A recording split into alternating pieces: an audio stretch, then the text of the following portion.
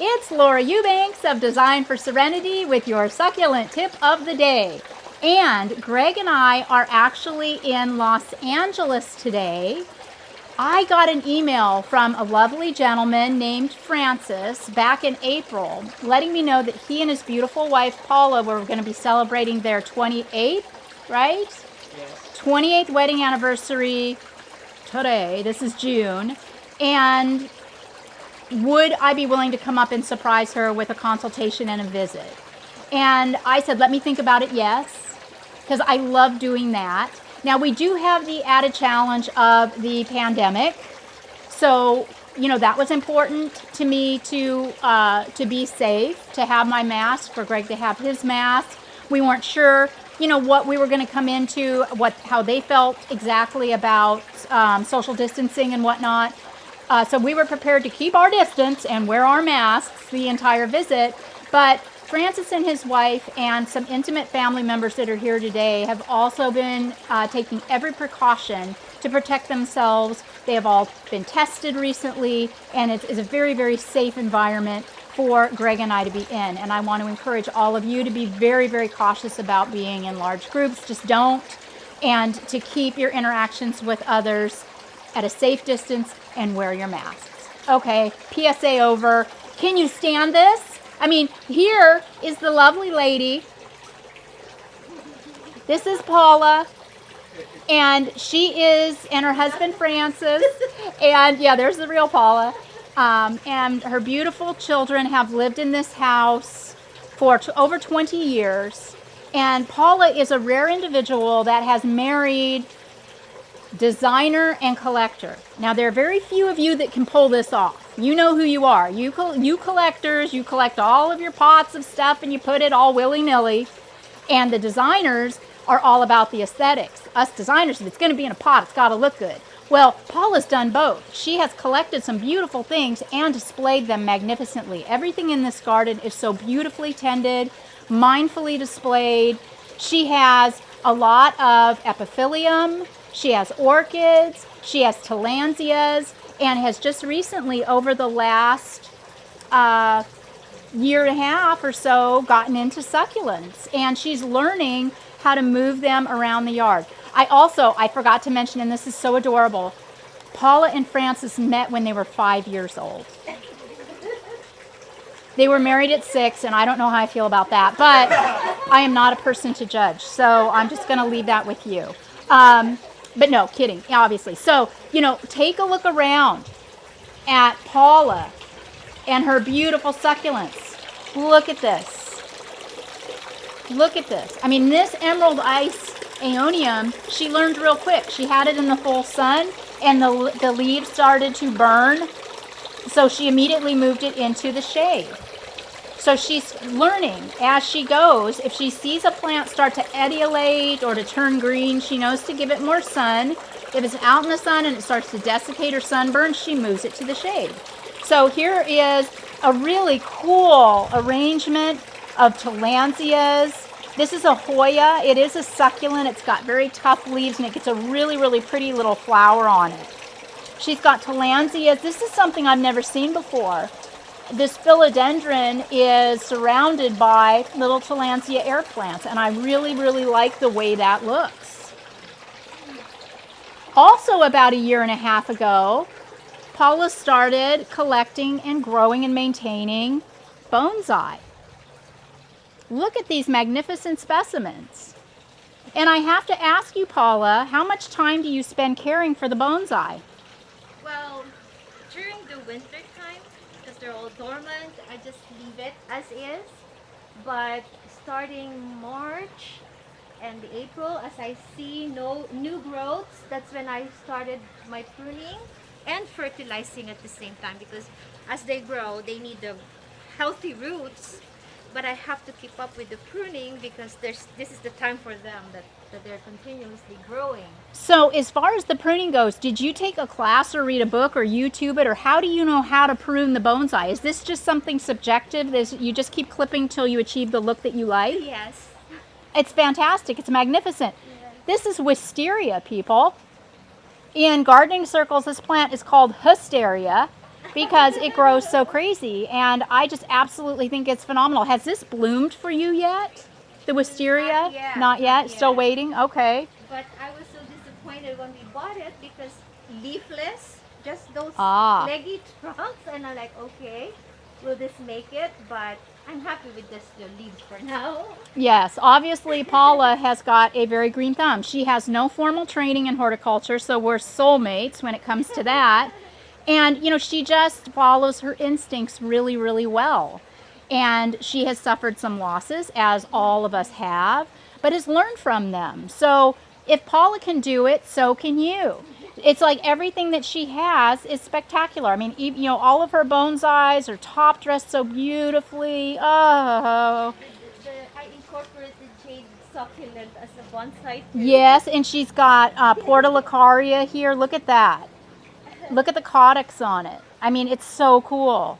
So if you want to take a portulacaria and bonsai it, you could do this. You could train a plant in just that way. She's also got bromeliads. Here's the topsy-turvy, and she told me, oh no, it's a mess. One, no it's not. And two, you know, my topsy-turvy sometimes has some bare spots in it from time to time, and I am way too lazy to take the whole thing apart, cut it up, and reset it. So I suggested to Paula that she just stick more plants in there and call it a day. This is fantastic. It's got a great shape.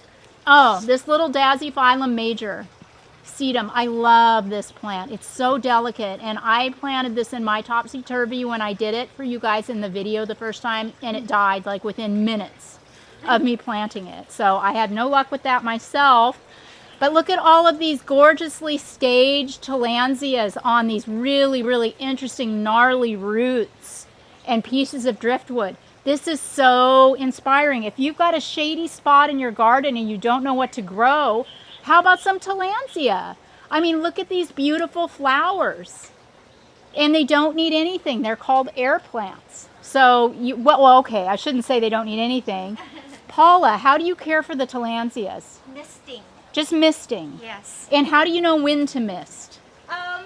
This one is it's very needy because it's air plants. They have to have some food. So I try to do like hosing or misting every other day. Every other day, hosing or misting. And then drowning it as I'm Yeah. watering the rest of the orchids, which is just once every week or so, or maybe once every 2 weeks. Yeah, Paula has luck with orchids. I never have. I mean, once an orchid blooms, I've never had one rebloom for me.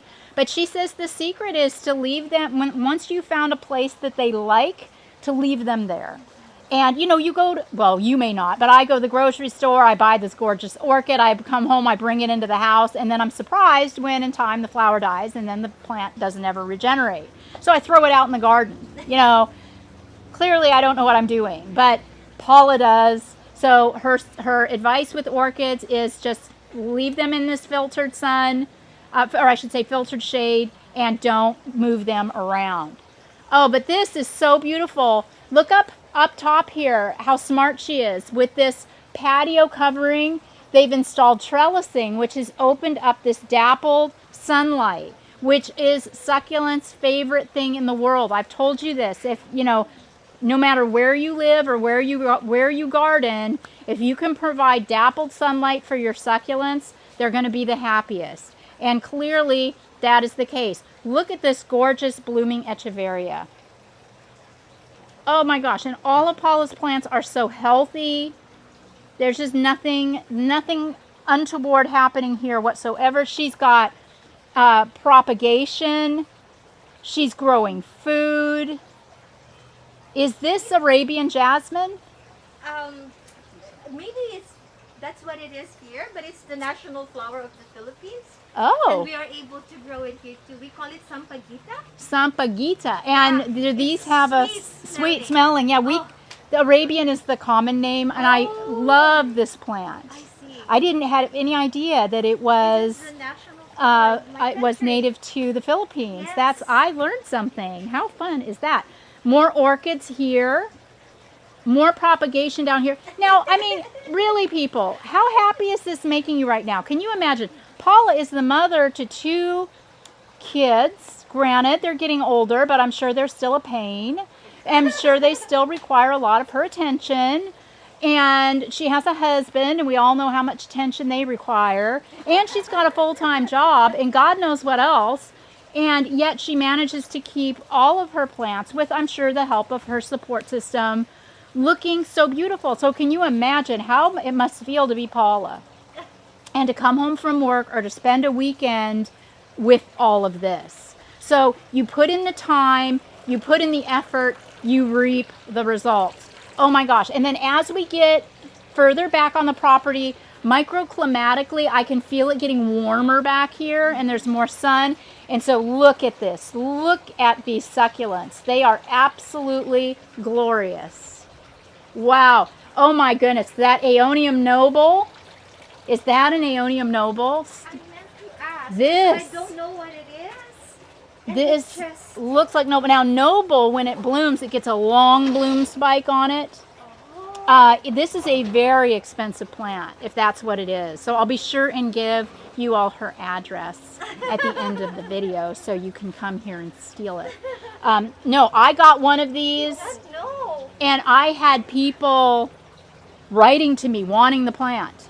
You've got zillions of them. So I would suggest that you take one of these, you know, cut it off, stick it in its own pot so we can see what it does. Because if it does bloom out with a long, spectacular bloom, you'll know you have noble, and you might want to divide this. Oh.